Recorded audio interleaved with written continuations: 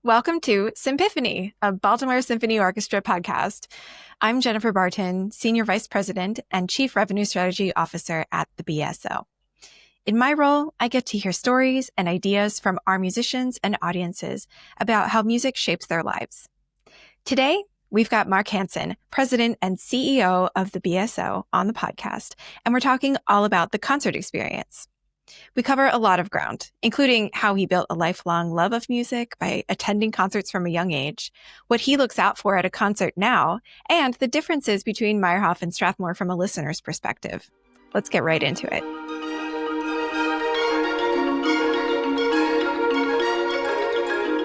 Mark, welcome to Sympiphany, the podcast.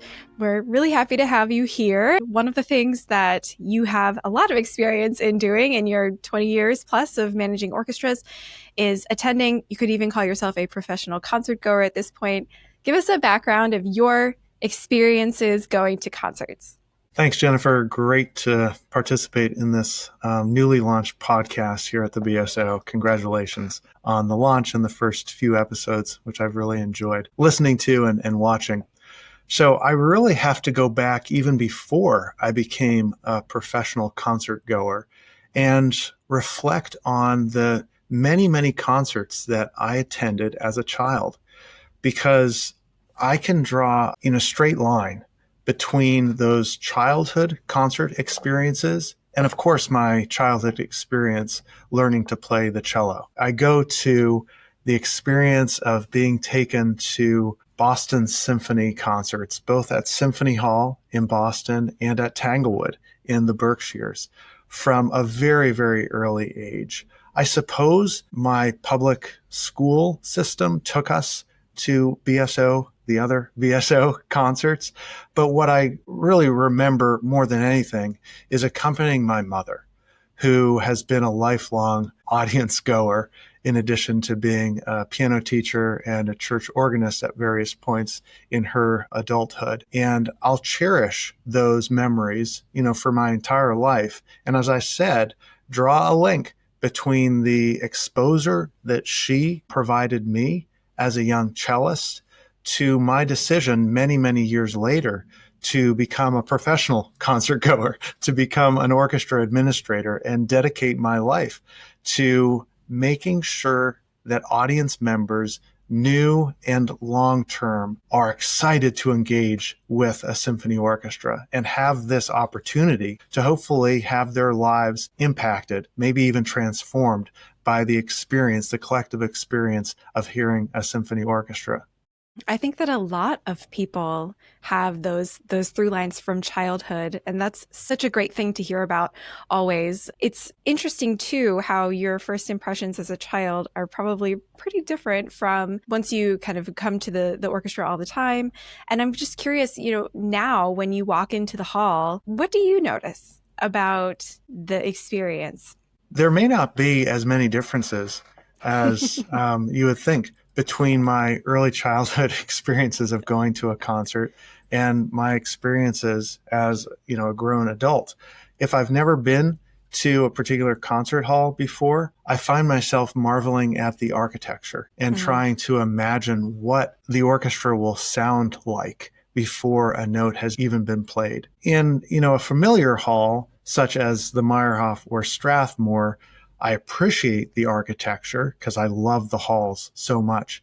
But I also have the opportunity then to focus more on the audience that is finding its way into the hall. And I love to sort of hone in on individual audience members and watch as they perhaps socialize with each other or sit down and peruse the concert magazine in an effort to learn more about what is going to be performed. I want to get a sense of whether people are, focused more on the company that they have arrived at the concert with, or maybe they too are marveling at the architecture. And usually when it's the latter, someone who is focused on just taking it all in, I correctly guess that this is their first or maybe just their second time attending a concert. Yeah. And I try to go back to them just, visually over the course of the evening or the afternoon sort of check in with them visually to see how they're doing. And if I'm lucky, I'll have the opportunity sometime during the course of the performance to greet them and confirm whether or not this is indeed their first concert at the Meyerhoff or Strathmore. We can each, as longtime or professional concert goers, play an important role in making everyone feel welcome at a BSO concert, particularly those who may be experiencing it for the first time. Mm-hmm. Yeah, that's a big part of the comfort. I mean, it's a really interesting thing to walk into a place that really doesn't exist like many other places that you just normally walk into. You know, you walk into this huge cavernous space. And thinking back to when I was a child, the first major symphony hall I went to was the Meyerhoff, or I came to was the Meyerhoff. And even now, I still think of the warmth. I just have always thought of it as like the orange seats and, you know, it just envelopes you. But you're right. After you get comfortable with it, you start to look at the people around you. And maybe that's part of the frequency of attendance for our regular patrons. They see how the audience is changing and they notice things that sometimes we don't even pick up on because the hall does take on meaning. It feels very like home for those of us who are used to being here. And yet sometimes I still look up at those really big the screws in the top, you know, the concrete things at the top of the hall. And I do marvel at the hall. You just kind of never get tired of it. But I think you're right. There are things that you notice every time you're at the Meyerhoff or Strathmore. And in other cases, the familiarity that we have with the hall allows us to notice new things or to focus on just the music or just the audience because we're not discovering everything that is, you know, quite amazing about a concert hall. Yes. And that comfort level, I think, also plays out in who in the hall is there for the first time and who is, you know, kind of that regular concert goer. I'm curious about how you've seen the audience evolve over time as we have more of those new people coming in and maybe having more of those wondrous moments, how that changes the energy in the hall and what you're noticing, especially as our audience becomes a little bit younger, especially for the classical music that we're performing. What are you noticing? What's different now than, you know, has been the case even when you first came to Baltimore several years ago? You know, I would go back to the beginning of my orchestra management career in suggesting that audiences, you know, have been changing for the entirety of that, you know, 25-year period. Perhaps some changes were accelerated coming out of the pandemic. But for example, long before the pandemic, audiences were dressing more casually. And as more of our audiences here and in other cities across America were consisting of a larger proportion of single ticket buyers versus subscribers, we were seeing this interaction that you just spoke of between longtime patrons and newer patrons. And I'd like to think that it has all led to a more relaxed setting. And that, I think, is most ideal for new and longtime audience members. If the goal is to ensure that they are experiencing a symphony orchestra concert to the fullest, you don't want anybody to be stressed out or to feel like they have to live according to some rigid rules. So I love that we at the BSO are certainly embracing all of these changes as we try to make our physical spaces what we call halls for all, and the orchestra itself a symphony for all. Our audiences are deciding to experience the symphony based on what they are looking for, what they need at that particular moment. And for some, it's a fancy night out. Yeah. Perhaps preceded or followed by a nice dinner with a loved one or friends and colleagues. For others, it's a way to escape, and maybe they're here alone, and the last thing that they want to do is dress up. Our opportunity is to create an environment that supports, that attracts, you know, the wide range of experiences that we know people need to have with the Baltimore Symphony. It even influences our programming decisions.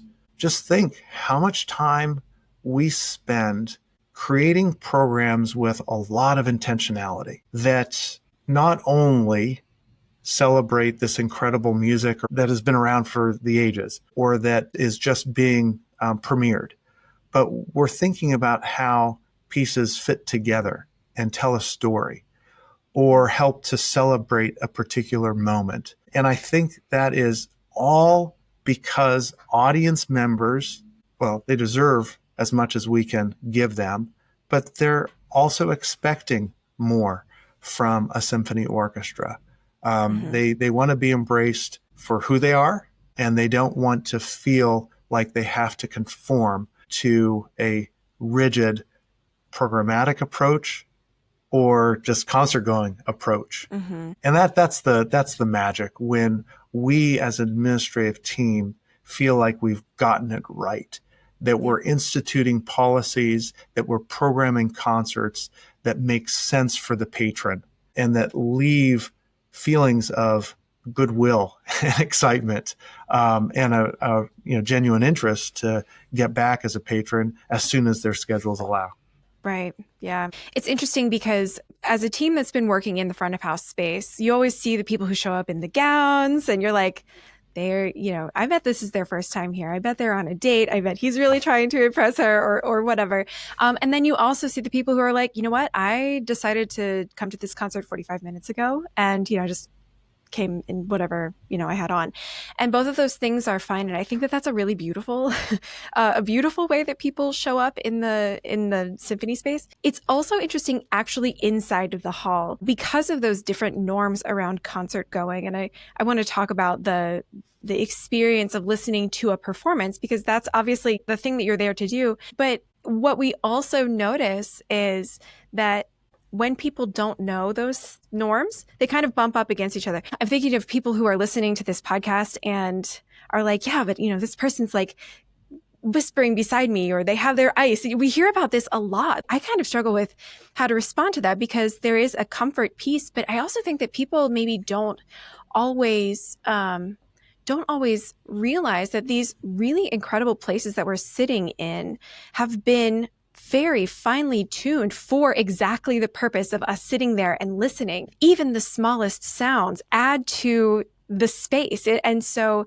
even people breathing silently, it is part of not only the energy, but the whole experience of showing up and sitting next to each other. And we've even seen studies about how people's heartbeats get into sync when they're listening to music next to each other. It's just, there's something about having all of these people who may not know about each other or may have very, very different experiences, actually at their core experiencing something that's like really, really fundamentally human. And it's an interesting space to be in. So given that, the audience sits down, the tuning note comes on, which is kind of like my moment of Zen, right? There's something about that moment when you hear the orchestra kind of get focused. When you're watching our incredible musicians at work, where does your attention naturally go? I love watching the interaction between conductors and musicians, conductor and guest artist, musicians on one side of the stage, with musicians on the other side. What's happening visually and orally on stage is always the primary focus. But, and I want that to be the primary focus. We want that to be the primary focus of audience members. But those of us in administrative roles who aren't there just to experience a concert, but are also there as BSO team members, and perhaps some particularly sensitive members of the audience do notice other things. For example, at our recent Scriabin Prometheus program that had, the fancy LED light beams, both hanging above the orchestra and scattered throughout the auditorium. At Strathmore on Sunday afternoon, I noticed a patron who was shielding her eyes from one of the LED light beams that was probably not more than 2 feet away from where she was seated. And I took note of that, didn't have a chance to speak with her before she exited the auditorium. But I sat down in her seat after the hall had been vacated because the light was still on. And I was able to sort of relive the experience that she was having, and made a note to myself that when we bring the LED light tubes back and spread them out in the hall, we need to learn from this patron's experience and make sure that there is 4 or 5 feet distance between this light source and a particular patron seat. Yeah. That's only something that perhaps an orchestra manager is going to notice, should notice. But I think it's really important that we create an environment that is as positive as possible for the orchestra, but also the audience alike. And there's always going to be the unexpected. That's what makes attending a live symphony concert pretty unique and special and memorable. But we certainly want to minimize the instances where that something special is unintended or might even, be distracting from the full experience of a Baltimore Symphony concert. I'm usually sitting in the back or sitting somewhere in the hall, but for this concert at the Meyerhoff, with the LEDs, I ended up standing in the back, which is for the first 3 years that I worked at the BSO, back when I was a brand new staff member from 2010 to 2013. I experienced most of BSO concerts by standing in the back, in that little space. And it's a good vantage point. It's great, right? And you learn, when you have that full range of vision, you do pick up on more. You see people. I love it when I see people dancing. I love it when I see them like bobbing their heads or just really like getting into the music. I also tend to look at the audience, especially if I'm in, one of the boxes. You can look down, and it's funny to see people's reactions during especially challenging music that they may not be as comfortable with. It is interesting to see how people are experiencing this together. Are there those moments when, as an audience member, you can tell that the orchestra's having an especially good night or an especially great performance that, is going to go down in people's, top 5s for the year? How do you know that the magic is happening, on the stage? I really trust audiences, new ones, longtime audiences, to know the difference between when an orchestra or an ensemble of musicians is, locked in, collaborating to create something extraordinary, versus times when something seems a little bit, awry. Maybe it's an orchestra that feels a bit underprepared, or there's something just sort of underneath the surface that is making members of the orchestra unsettled. So, our jobs as administrators include attracting the largest audience possible, because I truly believe that the audience plays a big part in inspiring musicians on stage to produce their very best. Right? The inspiration goes in both directions, to the stage and certainly from the stage. And when there's that two-way exchange, that's when the magic really happens. But in addition to, being responsible to attract the largest audience possible, we also are responsible for supplying Jonathan Hayward, other conductors, our musician colleagues with an environment that allows them to produce these inspirational performances. So I take very, very seriously, our responsibility to accomplish both of those goals. And when those goals have been met, hopefully you see on stage an orchestra that is relaxed and focused at the same time. Happy, smiling, but also very serious about the task at hand. So it's an interesting combination of factors that I believe, as a former cellist and a lifelong audience member and orchestra administrator, believe, needs to be present for a real memorable, in sync, inspirational performance to happen. But boy, our musician colleagues are utmost professionals. And so more often than not, certainly, what I experience as an audience member is something pretty special. They probably do a good job of fooling us into believing that they're always, feeling over-prepared, not under-prepared, because they have so much talent and they have this ability that they've developed over many years in some cases to perform at exceptionally high levels together and as individual musicians, even if things that we perhaps aren't noticing are a little bit awry. Yeah, for sure. Well, and I think that that's what separates great American orchestras like the BSO from a lot of other really wonderful organizations that are inspiring their communities with music. To be able to show up week in and week out, sometimes playing 2 or 3 different programs, that is a real asset that I think sometimes gets lost on people, but it is so incredible that you're right. It's always going to be at a certain level. And that's, I think, really just something to be really proud of. If you're a member of the Baltimore or Maryland community, to know that that's here is really a point of pride. Now, speaking of Maryland, the BSO is very unique in that we have 2 different homes that we're at every week. And at this point, I would say that there are probably very few people as qualified as you to tell us what really is the difference, listening-wise or audience member-wise, between the Meyerhoff and Strathmore. Well, I can certainly speak to that from the perspective of an audience member, but the true experts, when it comes to comparing and contrasting, the 2 concert halls, would be Jonathan and members of the orchestra.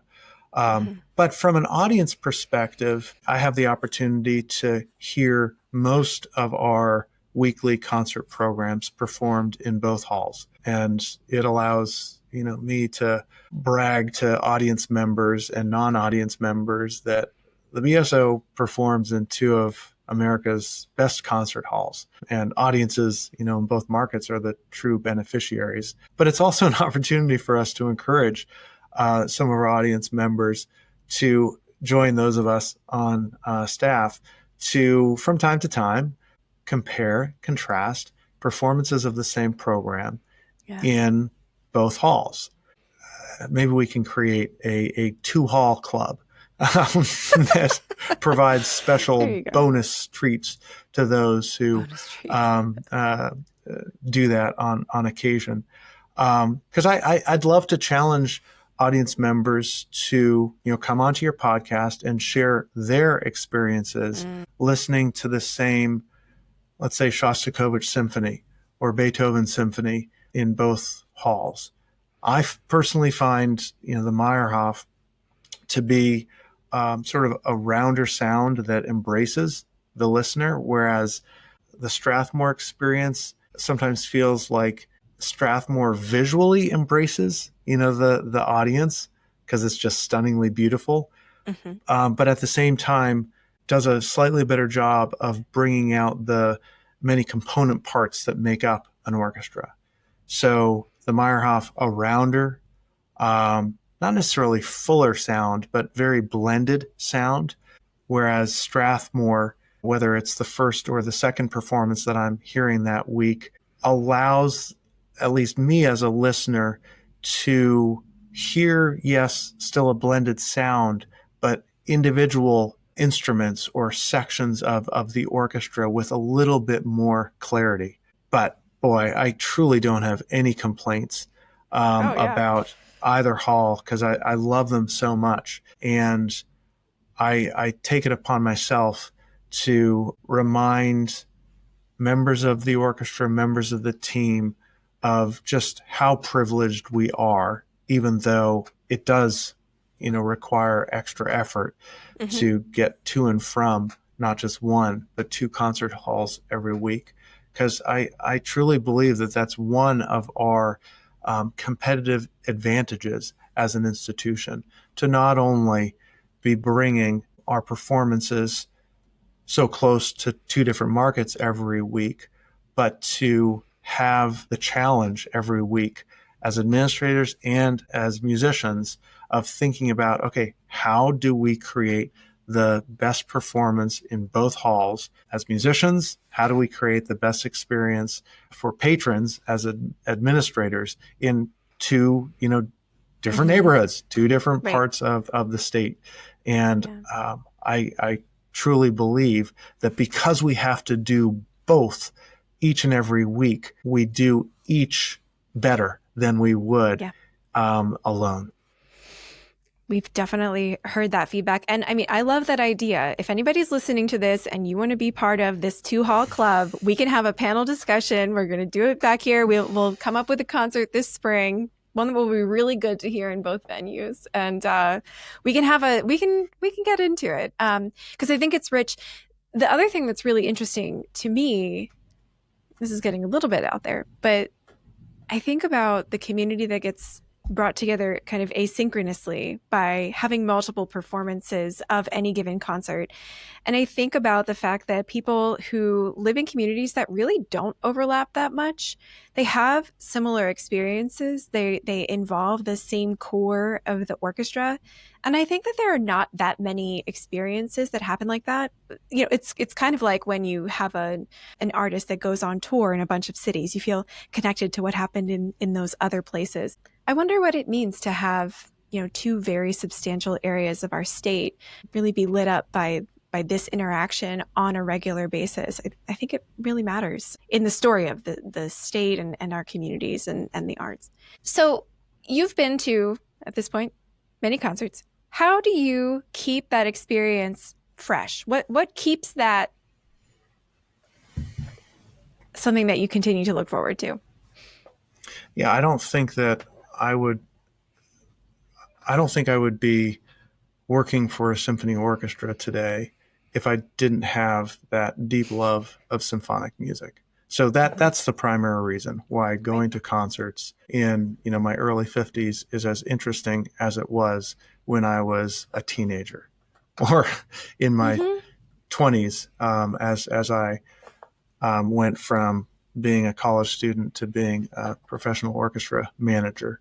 I can't imagine ever growing tired of hearing, 85 or more incredibly talented musicians bringing these scores to life. What a treat, what a privilege for those of us who do this for a living to not only support our professional musician colleagues and visiting artists, but to feel like we're a part of a multi-generational effort that has preceded us and that will hopefully follow us, that is about sustaining, growing, and evolving the art form. I really take that responsibility seriously and hope that some members of an administrative staff feel that same affinity, closeness to that decades or centuries old, tradition.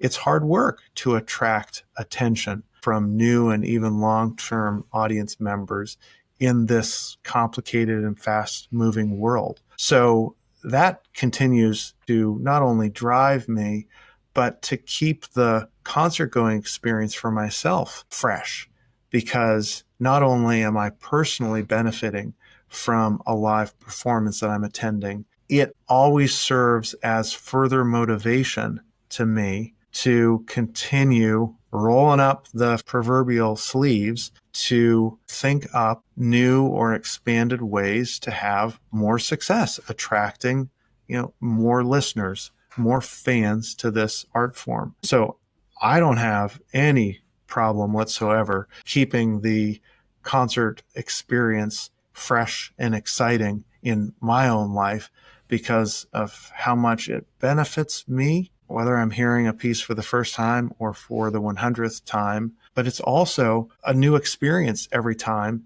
because of what we're noticing about what's happening on stage that perhaps is new. Let's say there are a couple new members of the orchestra that are interesting to watch as they become integrated. And then there are certainly, hopefully, lots of new audience members that, as we talked about earlier, we are wanting to ensure are having, the best first-timer experience possible. We all on the staff go to a lot of concerts. And especially since COVID, when we got really used to sitting at home, I've noticed myself being like, I don't know if I want to go sit in another concert. And then I'm like, no, just do it. Just do it. And I never regret it. I always find some redeeming value in that. And I want to just share that with people, because just because we end up in the seats, really often, I mean, and I can't speak for you, but like there are often other things that I might want to be doing or that I feel pressed to do. And then I do this anyway. And that's like such a huge advantage of this job, is that part of it is that self-care, that deeply valuable experience of just showing up and doing the thing that you know is good, even when you don't feel like it. And I wish that more people who are looking for those moments of just rest or resetting, or they're just, they're tired of reading the news or whatever, I wish that they have some of those moments where it's like, you just got to go. Just get out there and experience it for all the reasons that you said, because I think that also fosters the love of music and knowing that you can always go back to something that is going to serve you because you've experienced it a lot. So I don't know if that resonates at all. No, it does. It makes me think that we need to commission a messaging campaign that reinforces the importance of listening or experiencing music for a few minutes every day. Mm-hmm. Yeah. So you need to eat a balanced diet. You need to exercise. You need to surround yourself with friends and family who, are great listeners and conversationalists. You need to have rewarding work and enough sleep, rest. But you also, I think, need to have a daily dose of music. And perhaps an extension of that is a weekly dose of live symphonic performances. It serves a different purpose for each of us individually. Yeah. For some, it's about expanding our worldview, our cultural understanding of what humankind, has created and continues to create. For others, it's that escape that you just spoke of, a moment in their hectic lives when they can't or they shouldn't be looking at their phone or thinking about work. Yeah. Or maybe that's the perfect place for them to try to digest what is happening at work. So anything that we can do, I think, as an institution to remind ourselves and others in the community that music is a really, really important ingredient to a fulfilling life, the better off we will make each other's lives. And I truly believe the stronger sort of the sense of community will be. Our mission, yes, is to create the most exceptional live symphonic performances possible, to, sustain, grow, evolve the art form. But if we're not doing it in front of large, enthusiastic, engaged audiences, we're failing our mission. That, I think, is the ultimate goal, to make sure that we are creating performances that can be experienced by as many people as possible, because we know the difference that this can make in someone's life. We know the difference that learning how to play an instrument from a young age makes in someone's life. So we're all about opening those opportunities for people, inviting them in to take full advantage of what the BSO offers, both performance-wise. Think of OrKids, the youth orchestra program, our BSO Academy program, and the listening experience that, again, we make available from toddler to old age, and everything in between. So how can we get the message out that not only do you need to eat your vegetables, but you also need to listen on your commute, at home, during your daily exercise routine, to music, because it is so rejuvenating and life affirming, sometimes fun, sometimes challenging, but always worthwhile. For sure. If you want to reach Mark Hanson levels of listening, you can do our Passport, which gives you unlimited access to our classical concerts, which is, if people are looking for that adventure, then that right there it is. It's $140 for the year. There's not a better deal in in all of the arts. The other reason you have to show up is because sometimes you're just going to stumble across something that you didn't think that you would. And I don't think that there's very much that's more gratifying than walking out of a concert and being like, man, did you just hear? It was Daphnis and Chloe this weekend. The flute solo played by Martha. Oh my gosh, that was fire, right? You know, just showing up is important. And that's one of those things that we're calling the Sympiphany moments. I'm curious, from your perspective, when's the last time that you had a Sympiphany moment?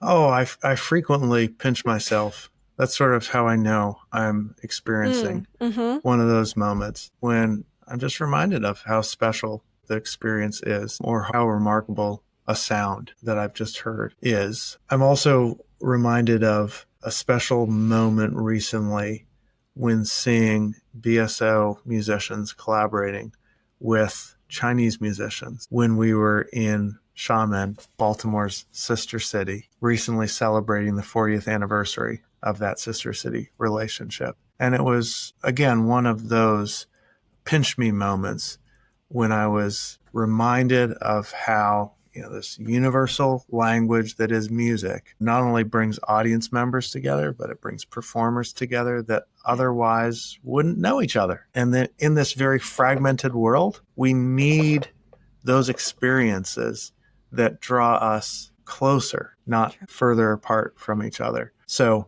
I hope that that's something that a lot of people, both on stage and in the audience, experience while experiencing the BSO, a greater sense of togetherness. So both what's happening musically, but also what's happening community-wise, I consider to be real Sympiphany moments for me. Yeah, that does sound like the ultimate one, you know, being across the world, and we'll have to find another time to hear about that, because I think the cultural ambassadorship that the BSO does, not only internationally, but also just within the state of Maryland, it's really a meaningful part of our DNA here at the BSO. This has been a really fantastic conversation, and there's so much more that it opens up. Before we close out, though, I'd love to get your advice on two different things. What is one upcoming concert that you're especially excited about, and what makes it special to you? Perhaps because I've been attending concerts for so many decades. When I think about that question, I'm immediately drawn to an upcoming concert that I'm just curious about. It happens to be led by a guest conductor, Anthony Partner, who has worked with us before on film projects, but will be making his classical subscription debut for this January program, featuring, you know, some very well-known works by American composers, for example, Leonard Bernstein's Overture West Side Story. But what I'm excited about is hearing that well-known selection paired with lesser-known American works, like Wynton Marsalis's Blues Symphony, Florence Price's Third Symphony. It's that combination of the familiar and the less familiar that I think is going to make that concert particularly compelling. And then later in the spring, I just can't wait for Jonathan Hayward's first Rite of Spring performances. But I realize that I have broken the rule and given you two concerts that I'm looking forward to out of the many. You just asked me to select, you know, choose my favorite son out of the three that we have. That's a really impossible task. So at least I only gave you two of the upcoming concerts that I'm really looking forward to. Well, thank you. And what's one thing that you would tell someone who is attending for the first time? Bring an open mind. Allow yourself to just be embraced by the majesty of what a symphony orchestra sounds and looks like. And, you know, be sure to tell us about your first BSO concert experience. We want to know what you loved, what you were confused by, might have input on, because it's been many years since those of us on the team have attended our first concert. And we've got a whole lot that we can learn from the new audience members who are in the hall at each and every one of our concerts. We want to learn from your first experience and hopefully apply those learnings so that we can make the first time experience of the next new audience member even that much more memorable. Love that. Okay, well, if you're listening and you haven't been to the BSO, I hope that you will come over and also flag down Mark when you see him. He's here all the time and loves to connect with everyone. Mark, thank you so much for being here, for sharing your experiences, for throwing some really cool new ideas that we should continue to explore here and in other places out today. Thanks for the conversation, Jennifer. Great Thank fun you again, that this is Mark. underway. All right. Take care. Thank you, Mark, for joining me. We want you to join the conversation by going to bsomusic.org/podcast to answer any other Sympiphany questions. Your submission may even be featured on a future episode. And of course, if you enjoy this podcast, please subscribe, share, and leave a comment. This episode was edited and produced by Ayal Subar, and Danielle Quigley was a contributing producer. It was written by myself, Jennifer Barton. The design team is Lawrence Medley and Maya Lee. Our theme music was composed by Kevin Putz and performed by the Baltimore Symphony Orchestra. As always, we hope to see you at our concerts at the Joseph Meyerhoff Symphony Hall in Baltimore and the Music Center at Strathmore in North Bethesda. Thanks again for tuning in, and stay curious.